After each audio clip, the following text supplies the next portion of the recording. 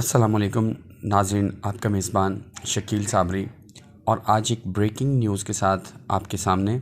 फैसलाबाद मिल्लत road Nurpur के मुकाम पर आज शॉर्ट सर्किट की वजह से एक दुकान में आग लग गई, जिसमें ख़ासा माली नुकसान हुआ, लेकिन अल्हम्दुलिल्लाह कोई भी जानी नुकसान नहीं हुआ।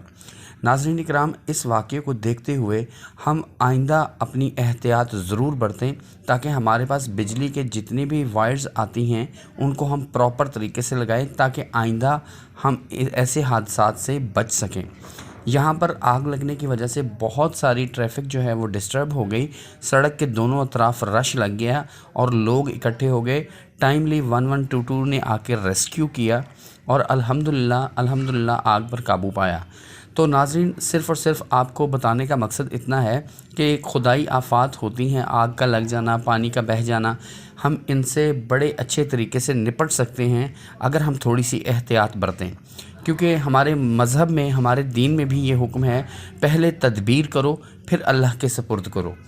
तो नाज़रीन, आज का मेरा मैसेज आप तमाम दोस्तों के लिए ये था कि आप तदबीर ज़रूर करें, बाकी अपने मामलात अल्लाह पाक पर छोड़ दें।